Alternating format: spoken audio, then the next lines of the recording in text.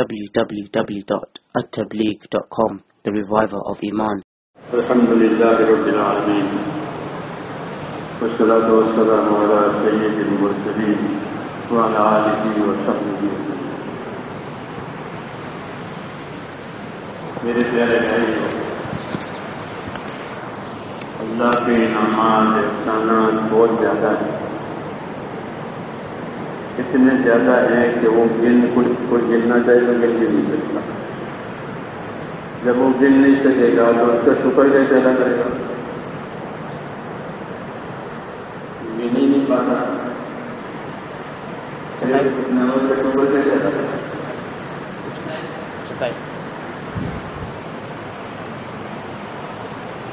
اس لیے یہ سوچنا چاہیے کہ اللہ تعالیٰ کے احسانات، اللہ تعالیٰ کے انعامات ہر آدمی پر بہت زیادہ ہے۔ یہ الگ بات ہے کہ وہ سمجھے نہیں اپنی نادانی کی وجہ سے یا اپنی جہالت کی وجہ سے اللہ کے احسان کو نہ جانے اور اللہ کے نعمتوں سے فائدہ اٹھا رہے۔ یہ بہت گری ہوئی بات ہے۔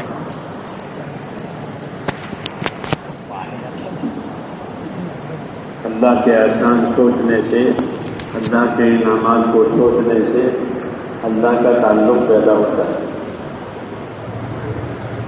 اور اللہ تعالیٰ اپنے بندوں کو زبردستی نہیں چلاتے بلکہ بشارتوں کے ساتھ چلاتے،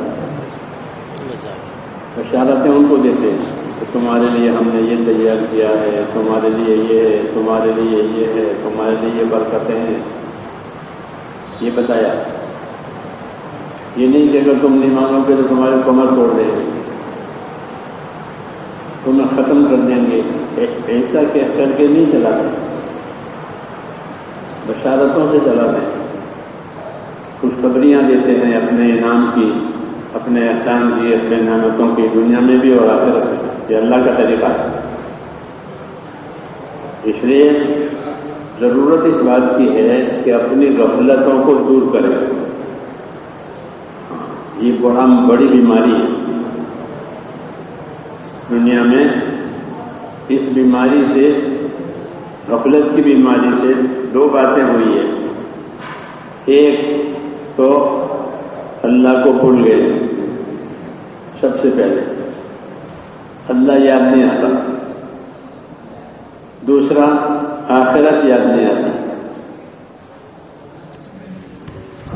یہ دو بیماریاں ہیں، اللہ کو بھولنا، آخرت کو بھولنا۔ اور یہ بہت بڑے نقصان کی بات ہے کہ آدمی اللہ کو بھول جائے۔ جو اللہ اس کو روزی دیتا ہے، جس اللہ کے ہاتھ میں اس کی زندگی ہے، موت ہے، نفع نقصان، یہ کس کے ہاتھ میں ہے؟ اللہ کے ہاتھ میں، اور کسی کے ہاتھ میں نہیں ہے۔ تو جس کے ہاتھ میں سب کچھ ہے اسی کو بھول جائے۔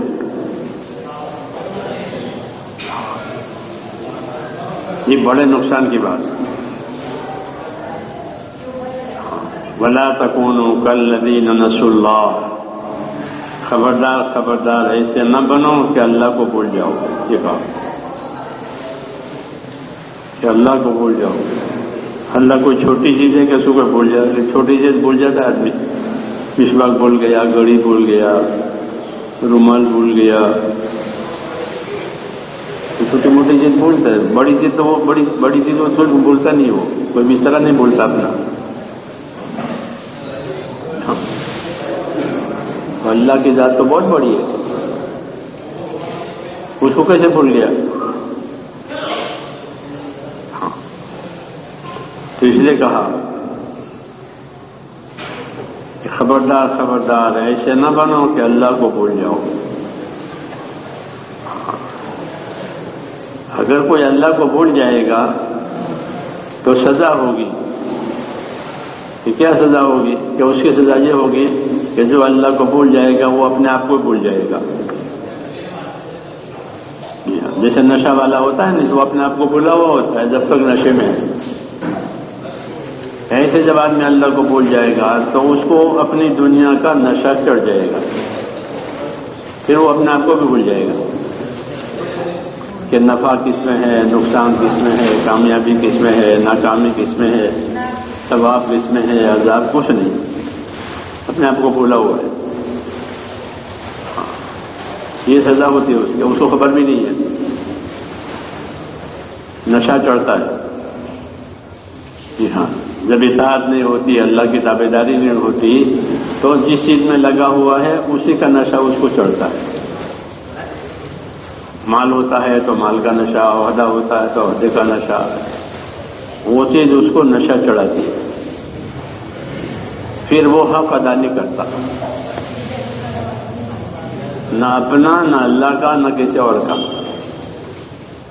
کیونکہ وہ نشے میں ہے.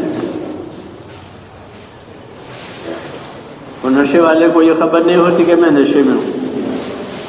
دوسرے لوگ جانتے ہیں کہ پیا ہوا ہے، نشے میں ہے، ادھر ادھر بھٹک رہا ہے، اسے خود کو نہیں خبر ہوتی، وہ اپنے آپ کو بھولا ہوا ہے. یہ ہوتا ہے کہ اپنے آپ کو بھولا ہوا نہیں سمجھتا.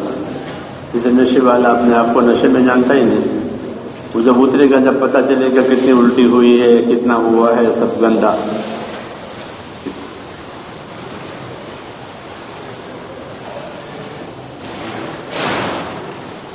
حضور صلی اللہ علیہ وسلم نے فرمایا کہ تم پر 2 نشے چڑھیں گے. یہ فرمایا 2 نشے تمہارے اوپر چڑھ جائیں گے. ایک نشہ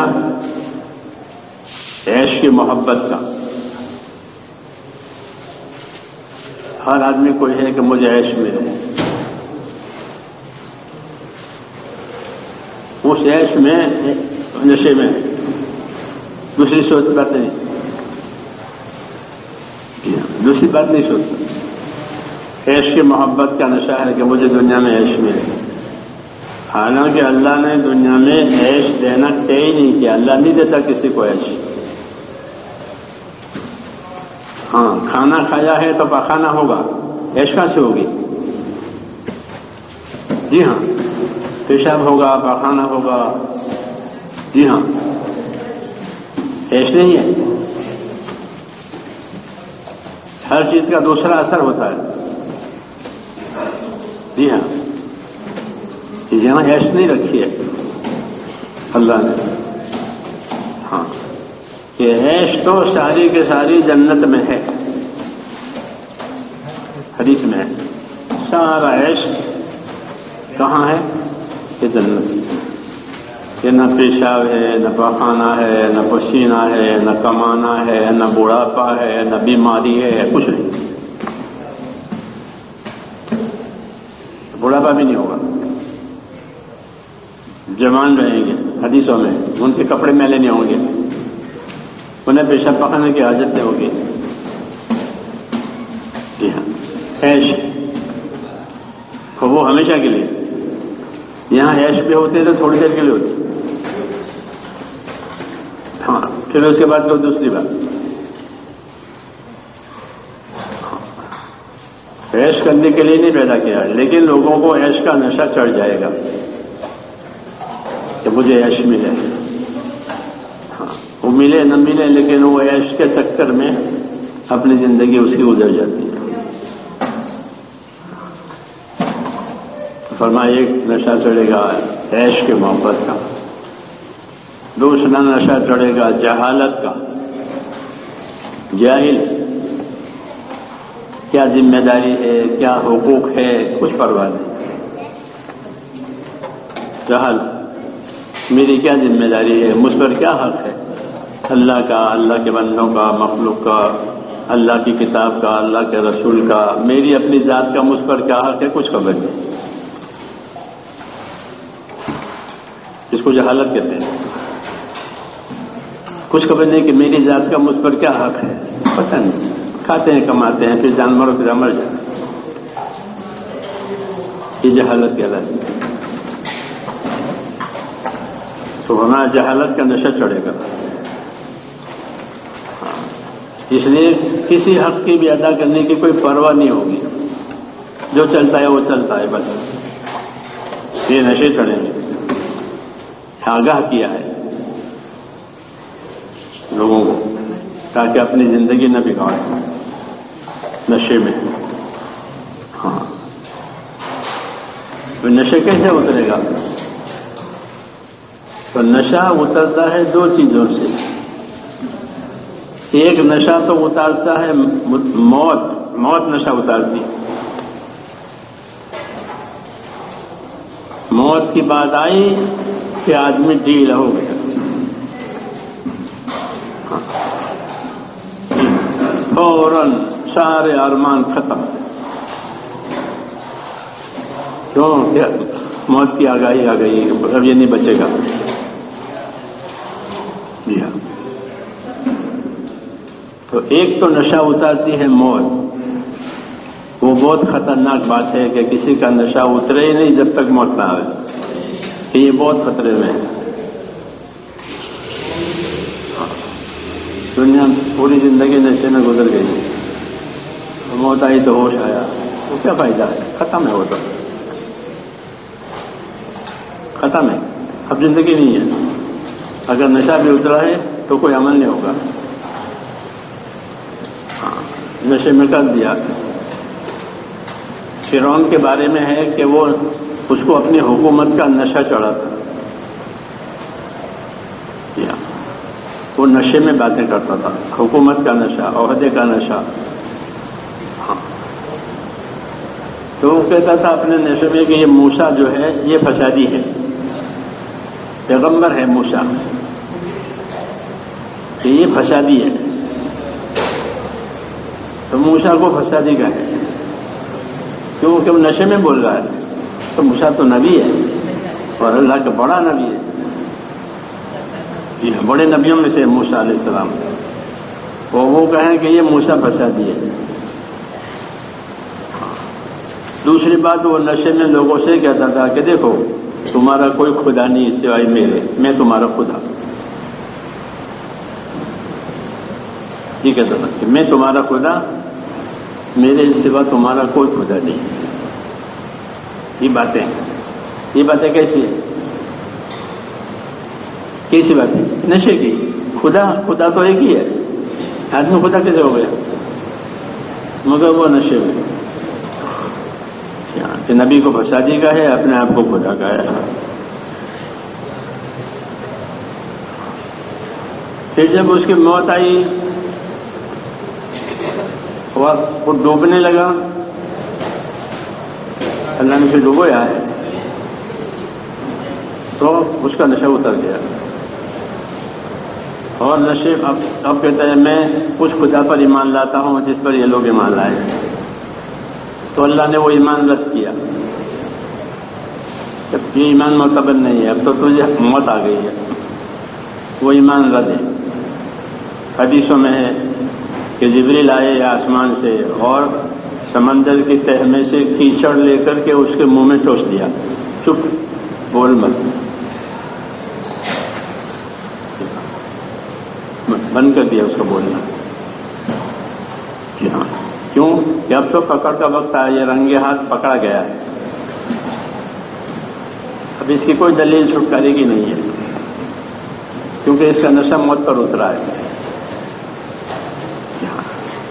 یہ باتیں سمجھائیے. اس لیے میرے دوستو، ہماری زندگی جو ہے بہت قیمتی زندگی ہے، بہت قیمتی. کہ اپنی زندگی سے ہم ہمیشہ کی کامیابی اللہ سے لے سکتے ہیں. اور خطرہ بھی بہت کہ اگر زندگی برباد ہوگی تو ہمیشہ کی ناکامی آ جائے گی، یا ادھر یا ادھر.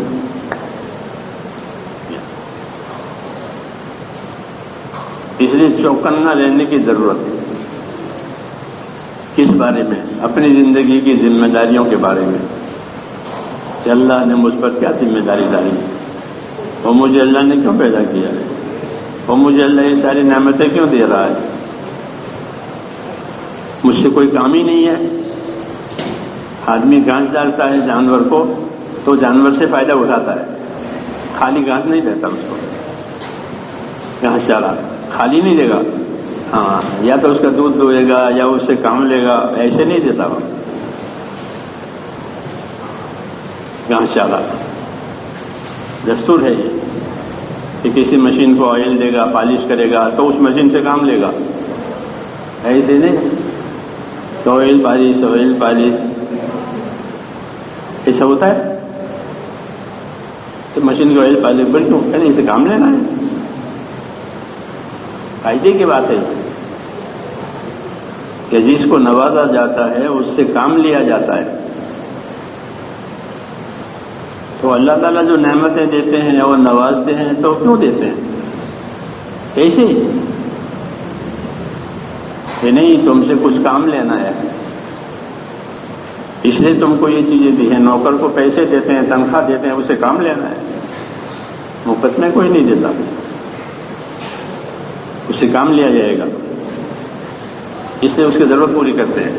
سرکاری نوکر ہے، کمپنی کا نوکر ہے تو اس کی ساری ضرورتیں پوری کرے گا، کیوں کہ کمپنی کا کام کرے گا، سرکار کا کام کرے گا، آنا جانا کھانا پینا رہنا سب سرکار کے ذمہ میں، کیوں اس کی ذمہ کچھ کام کیا۔ ایسے ہی ہماری زندگی ہے کہ ہمارا کھانا پینا یہ سب اللہ کی طرف سے، آنکھیں کان ایک ایک نعمت ایسی ہے کہ خرید نہیں سکتا آدمی دنیا میں، خرید سکتا ہے کہ پھر آنکھیں چلی گئی تو بازار سے لے آؤ، نہیں ہو سکتا۔ ایک ایک نعمت ایسی قیمتی ہے کہ دنیا اس کی قیمت نہیں ادا کرتی، پھر وہ جو دی ہے تو کیوں دی ہے؟ سیر سپاٹے کے لیے دی ہے یا گناہ کرنے کے لیے دی ہے؟ گناہ کرنے کے لیے دی ہے کہ گناہ کرنے کے لیے تو اللہ نے کوئی جگہ بھی نہیں بنائی ہے، کوئی جگہ دنیا میں گناہ کرنے کی نہیں ہے کہ جاؤ وہاں کے گناہ جا کے گناہ کرو۔ جیسے ایئرپورٹ پر ہوتا ہے کہ سگریٹ نہ پیو، سگریٹ پینی ہو تو وہاں اس ایریا میں جا کے سگریٹ پیو، ایک ایریا بنائے ہو کہ یہاں تمہارا پینا ہو پیو اور کوئی جگہ نہیں پی سکتے، وہاں پیو،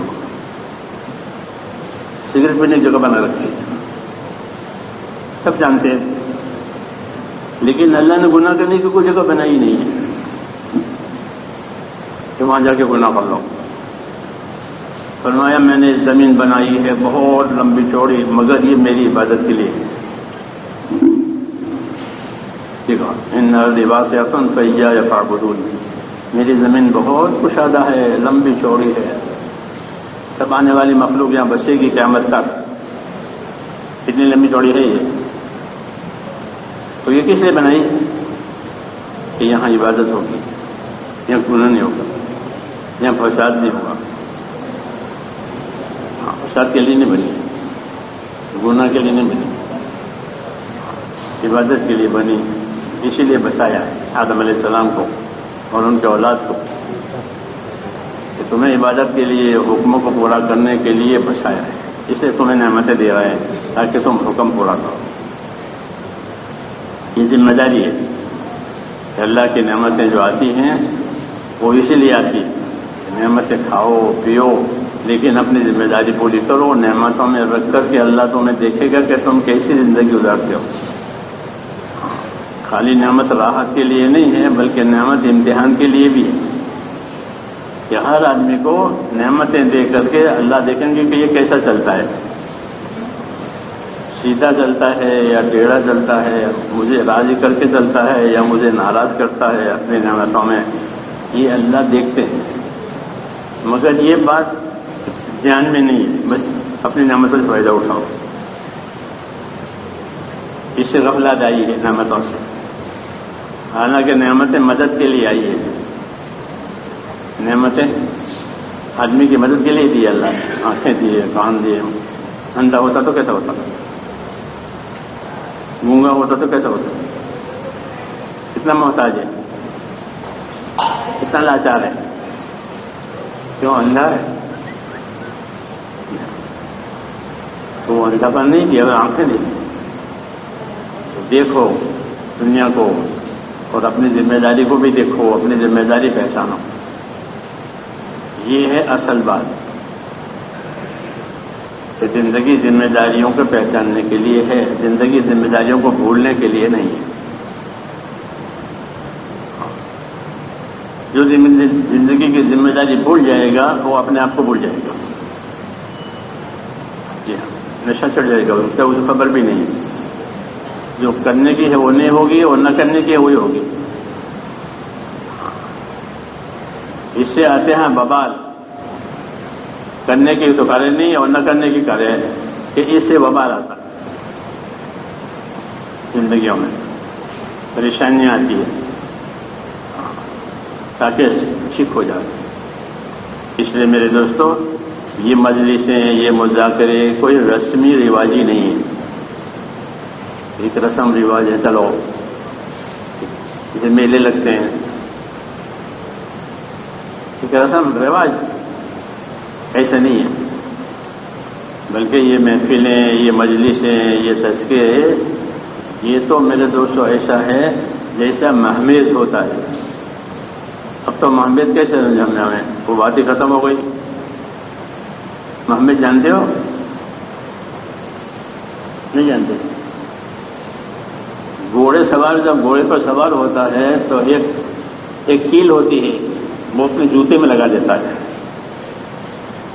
تاکہ گھوڑا کبھی سست ہو تو مارے اس کو آگ, ایڑی, جیسے بیل کو آگ مارتے ہیں. گھوڑے کی محمیز, وہ گھوڑا پھر تیز ہو جاتا ہے.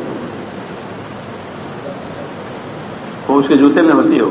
جب تو گھوڑے سب ختم کر دیے نا آپ لوگوں نے. ہاں, غفلت کا سارا سامان بڑھ گیا, عبرت کا کوئی سامان نہیں ہے.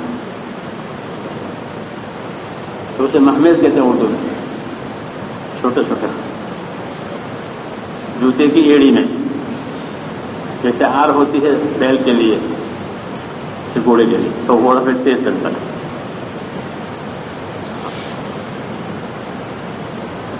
ایسے یہ مجلس ہے اس کے لیے ہے کہ اس کو ایک چونکا لگے تاکہ اپنی زندگی میں یہ صحیح ہو جائے, توبہ کر کے جاوے. ان مجلسوں میں اس لیے بلاتے ہیں کہ زندگی کی ذمہ داری سمجھیں, وبال کو سمجھیں, عذاب کو سمجھیں, قبر, قیامت, آخرت کو سمجھیں. یہ تو سب بلا رکھا ہے. حالانکہ وہ سب کے سامنے آنے والی چیزیں, کوئی بھی اس سے بچ نہیں سکتا. بچ سکتا ہے؟ امیر ہو, غریب ہو, بادشاہ ہو, راجا ہو, کوئی نہیں بچ سکتا. ان کے سامنے یہ چیز آنے والی ہے. اس مجلسوں میں یہ مذاکرے ہوتے ہیں, یہ باتیں ہوتی ہیں تاکہ اس کو یہ لگے اور وہ اپنی زندگی کو اللہ کے حکموں کی طرف چلاوے. اس کے لیے یہ مجلسیں ہیں, اس کے لیے یہ مذاکرے ہیں تاکہ غفلتوں سے توبہ کریں اور جو حقوق اللہ نے ہم پر واجب کیے ہیں اس کو ادا کریں. اب تو جہالت کی وجہ سے یہ بھی خبر نہیں ہے کہ مجھ پر میری ذات کا کیا حق ہے. جانور کی طرح ہم اپنی ضرورت جانتے ہیں. جانور ضرورت جانتا ہے, پیاسا ہوگا تو پانی پیے گا, بھوکا ہوگا تو کھائے گا, گرمی ہوگی تو کہیں سائے میں بیٹھ جائے گا, کوئی خطرہ ہوگا تو بھگ جائے گا. جانور اپنی حاجت ضرورت جانتا ہے. تو اگر ہم نے اپنی حاجت ہی جان لی تو ہم میں اور جانوروں میں کیا فرق ہے؟ کہ خالی حاجت ضرورت جان لی بس, اور آگے ذمہ داری کیا ہے وہ خبر نہیں. تو میرے بھائیو, دعوت, تبلیغ یہ اسی لیے ہے کہ ہر آدمی اپنی زندگی کی ذمہ داری کو سمجھے. ہاں, کیونکہ اس کو اپنی ذمہ داری, اس کو زندگی امانت کے طور پر دی. زندگی امانت ہے. زندگی باپ کی نہیں ہے, مالکی کی نہیں ہے, بلکہ اللہ کی امانت ہے. جب تک چاہیں گے رکھیں گے, چلی نہیں. زندگی امانت ہے اور زندگی کا ہر سامان امانت ہے. ہر سامان, آنکھیں امانت, کان امانت, مال امانت, اولاد امانت, یہ سب اللہ کی امانت ہے. ہاں, ان کو امانت سمجھنا ہے. یہ نہیں کہ میری ہے, یعنی اللہ کی امانتیں ہیں. اس کے بارے میں سوال ہوگا کہ اس میں کیا کیا, اس میں کیا کیا. ہاں, وہ سوال بھی اکیلے کو کھڑے کر کے پوچھیں گے حدیثوں میں. کوئی وکیل نہیں ہوگا بیچ میں. ایک تو وکیل ہوتے ہیں کھڑا کرتے ہیں, یہاں کوئی وکیل نہیں ہوگا, کوئی ترجمان بھی نہیں ہوگا بیچ میں. حدیثوں میں ایک اللہ اور بندہ، اور ایک طرف دوزخ، یہ حال، اور کھڑا کر کے پوچھیں گے کہ تم نے کیا کیا یہ حدیثوں میں.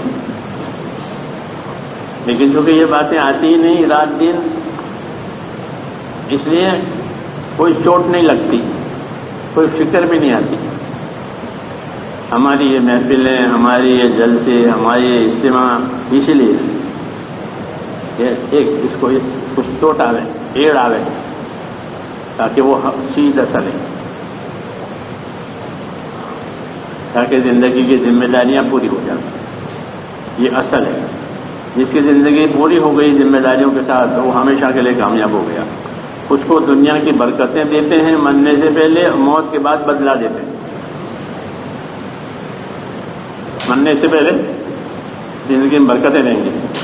کیوں کہ زندگی میں اللہ کا حق ادا کیا، اللہ کے حکموں کو دیکھ کر زندگی ہے، تو اس کو حکموں کی برکتیں دیتے ہیں دنیا میں. اور مرنے کے بعد، یا مرنے کے بعد اس کا بدلہ دیں، اور وہ بدلہ بہت اچھا ہوگا. نعم اجر العاملین، کہ عمل کرنے والوں کا جو بدلہ ہوگا کہ وہ تو بہت ہی اچھا ہوگا. ٹھیک ہے، اس لیے ہمیں توبہ کرنی ہے. کیا کرنی ہے؟ ہاں، یہ مہینہ توبہ کا ہے، یہ مہینہ معافی مانگنے کا ہے. حدیثوں میں کہ اللہ سے اپنے گناہوں کی معافی مانگو. اولاً تو ہم اپنے آپ کو گنہگار سمجھتے ہی نہیں. پہلی بات تو میرا کیا گناہ ہے؟ ہاں، یہ جہالت ہے، اور اللہ سے دوری کی نشانی ہے کہ اللہ سے دور ہے.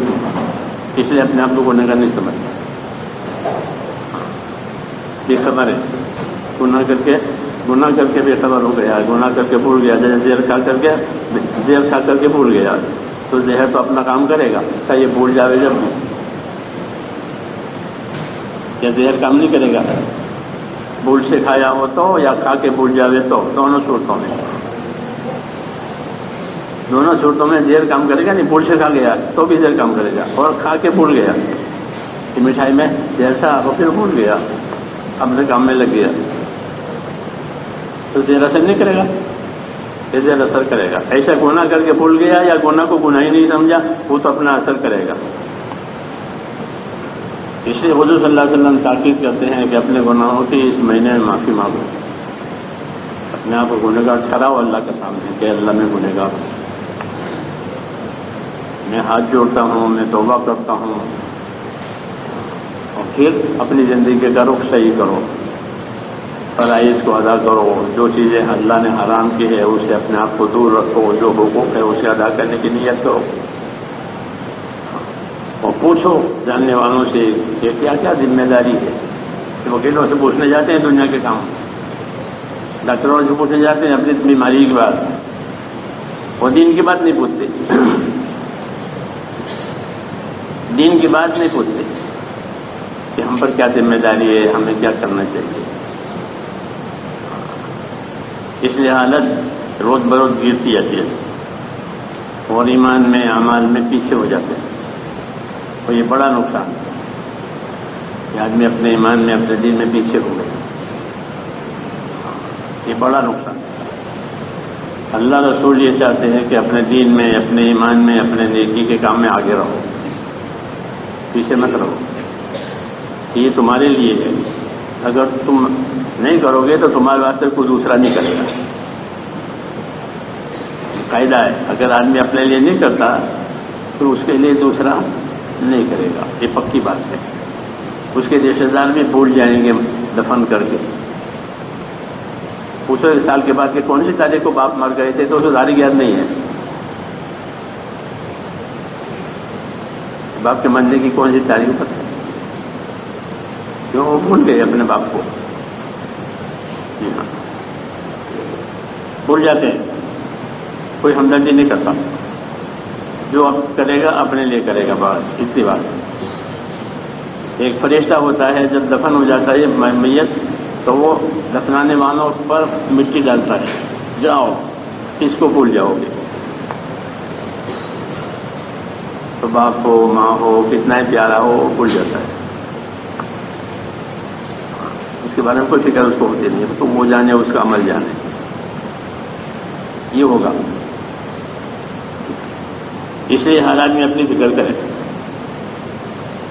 کہ میرا دین، میرا ایمان، میری آخرت یہ بنے، ہاں صحیح معنی میں۔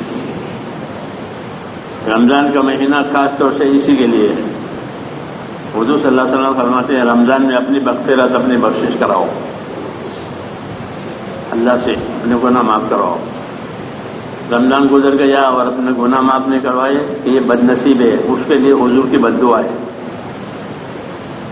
کہ اس نے رمضان میں بھی نہیں کیا، جبکہ اللہ نے سارے دروازے کھول دیے تھے، صبح سے شام تک رحمتیں برستی ہے، اس میں بھی اپنی مغفرت بخشش نہیں کرائی، یہ کم نصیب ہے، ان کو بد دعا ملے گی، حدیثوں میں ہے۔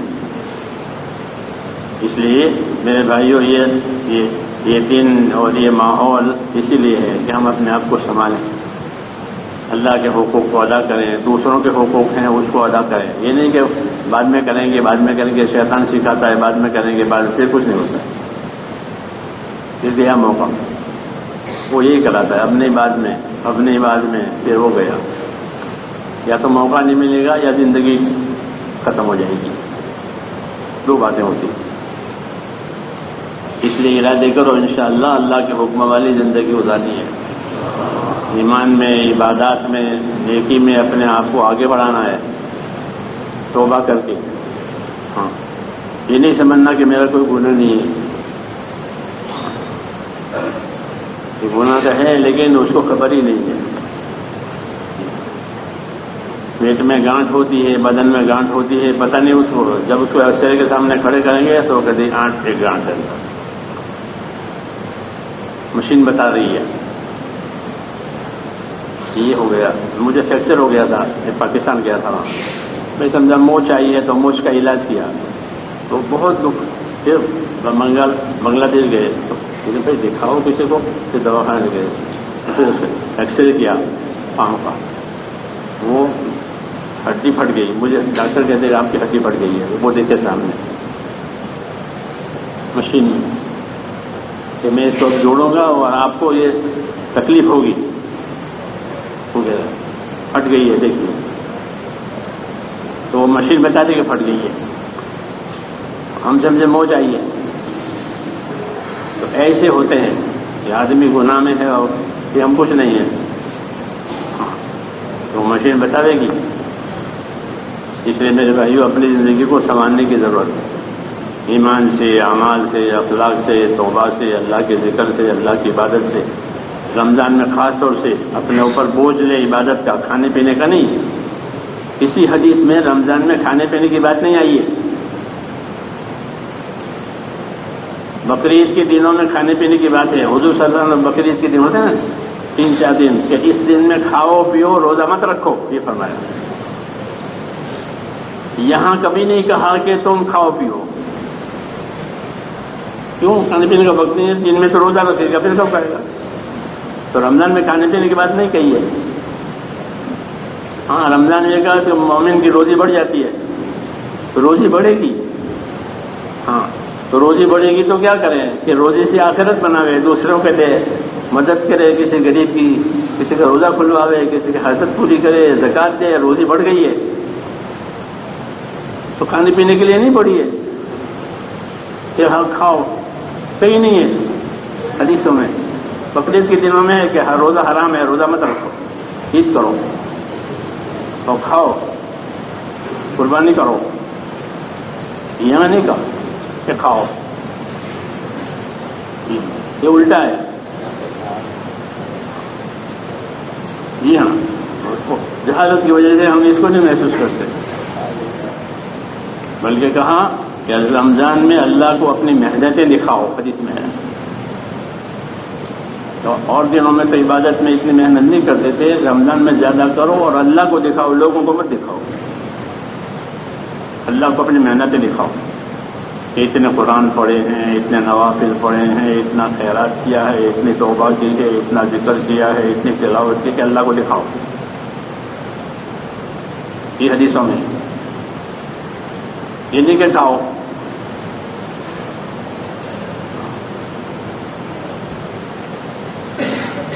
سمجھ میں نہیں بات. اس لیے زندگی کا رخ اللہ کی طرف کرنا ہے. یہ دعوت ہے کہ ہم اللہ کی طرف زندگی کا رخ کریں گے، توبہ کریں گے، اور ہر وہ کام جس سے اللہ ناراض ہے اسے بچیں گے، اور ہر وہ کام جس سے اللہ خوش ہوتا ہو اس کو اپنے ذمہ لیں گے، کریں گے انشاءاللہ.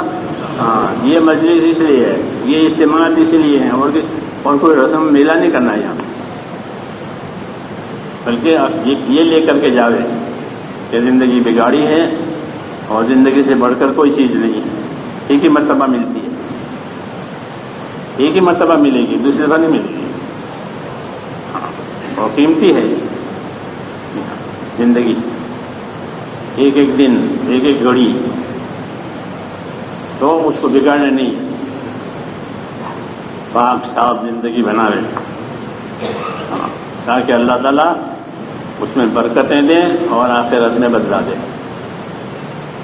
اس لیے اپنے آپ کو پابند کرے، نمازوں کا، عبادتوں کا، حق بات کا پابند. جتنی باتیں ناحق ہے وہ چھوڑ دے، تو وہ اللہ کو پسند آ جائے گا، پھر اللہ اس سے راضی ہو جائیں گے. جب اللہ راضی ہوں گے سارے حالات ٹھیک ہو جائیں گے. اللہ ناراض ہوں گے کہ سارے حالات بگڑ جائیں گے.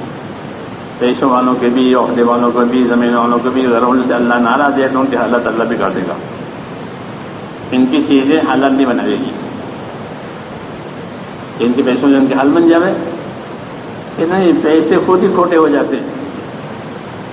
جی ہاں، کام نہیں بننے دیتے اللہ ان کی چیزوں سے. کیوں؟ کہ اللہ خود ناراض ہے. اور اگر اللہ راضی ہے تو کہ اللہ راضی ہے تو اپنے قدرت سے کام بنائیں گے. جی ہاں، یہ ہم کو سکھایا ہے. اللہ راضی ہے کہ تو آگ کو باغ بنا دیں گے. ابراہیم علیہ السلام کے لیے آگ کو باغ بنایا. کس نے بنایا؟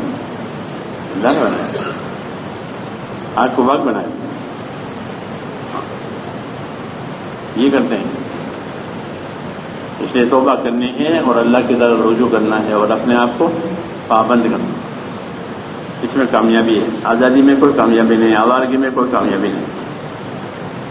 کریں گے انشاءاللہ. اللہ نصیب فرمائے ہم سب کو. اللهم صل وسلم وبارک علی نبینا محمد وعلی آلہ وصحبہ اجمعین. اے اللہ ہماری مغفرت فرما دے، اے اللہ ہماری مغفرت فرما دے، اے اللہ ہماری مغفرت فرما دے. تیرے دربار میں، تیرے گھر میں بیٹھے ہوئے ہیں. اے اللہ، کسی بڑے کے گھر پر جائے تو وہ اس کا اکرام کرتا ہے، تو اپنے گھر میں آنے والوں کا اکرام کرتا ہے. اے اللہ، ہم تیرے گھر پر آئے ہوئے ہیں، ہماری پوری مغفرت فرما دے، ہماری پوری مغفرت فرما دے. اے اللہ، ہماری پوری مغفرت فرما، پوری امت کی پوری مغفرت فرما. امت میں رشد و ہدایت کی ہوا چلا دے، امت کی صلاحیتوں کو دین پر لگا دے، امت کی صلاحیتوں کو برباد ہونے سے بچا لے. امت کے مالوں کی، جانوں کی، آبرو کی، دین ایمان کی ہر چاروں طرف سے حفاظت فرما لے. ہر بربادی سے بچا لے. اے اللہ، ہر گناہ سے بچا لے. اور جو گناہ ہم سے ہو چکے ہیں اے اللہ اسے معاف فرما دے. اے اللہ اسے معاف فرما دے. ہماری اور پوری امت کی مغفرت فرما دے. اے اللہ، جو بلائیاں، جو خیر اپنے نیک بندوں کو آپ دیا کرتے ہیں ہمیں بھی عطا فرما دے. اور اپنے نیک بندوں کو جن چیزوں سے بچاتے ہیں ہمیں بھی بچا لے. ربنا آتنا فی الدنیا حسنہ وفی الآخرۃ حسنہ وقنا عذاب النار. وصلی اللہ تعالی علی سبحان ربک رب العزۃ